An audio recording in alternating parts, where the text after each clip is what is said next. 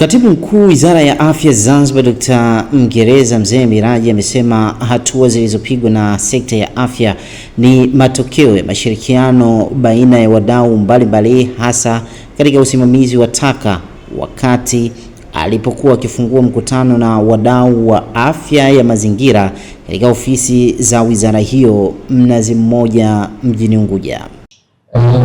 Kufikia safari ya mafanikio kwa malengo ya serikali ni kulinda afya ya wananchi na kupunguza maambukizi. Niwasisitize fasiliti zote 150 za hapa Unguja hatuna njia mbadala isipokuwa taka tunazozalisha zipitie utaratibu uliowekwa ili zikaangamizwe au kuteketezwa. Hili ni salama si kwetu tu, lakini kwa wananchi na hata kwa serikali. Utaratibu wa zamani kwa taka hizi kwenda kuchoma kwenye majaa au kutupwa sehemu ambazo zisizostahili umeshapitwa na wakati. Naye mkurugenzi kinga na elimu ya afya Dr. Salim Slim amesema kuwa katika kufanikisha udhibiti wa taka za hospitali, serikali kupitia wizara hiyo imeona ipo haja ya kuwekeza katika utupaji wa taka kupitia machomo maalum ambayo yapo rasmi kwa lengo la kuondokana na madhara yatokanayo na taka hizo. Tutashirikiana nini cha kufanya. Lengo kuu ni kuhakikisha watu wetu ambao wangepata kansa kwa sababu ya mambo tuliyoeleza awali tunawaepusha. Wakati huo tunafanya kazi pamoja.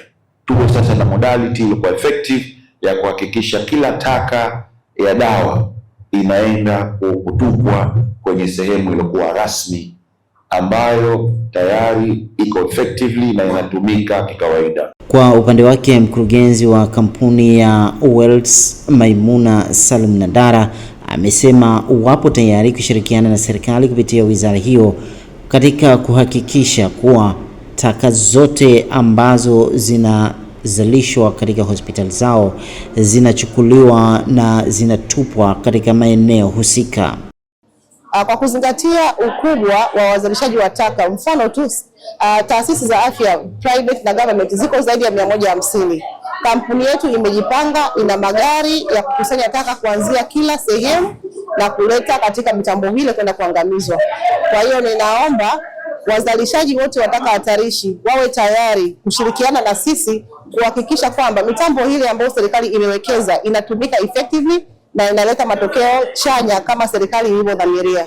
Serikali katika kuhakikisha kuwa yanapatikana mageuzi sahihi ya usimamizi wa taka kuanzia mwaka 2023 hadi mwaka 2025 imefanya mabadiliko ya kimkakati yenye matokeo makubwa, yakiwemo kuanzishwa kwa vituo vikuu vikanda Unguja na Pemba, mapitio na maboresho ya sheria na kanuni zake. Nikiripoti kutoka Zanzibar, mimi ni Hashim Kasim, Daily News Digital.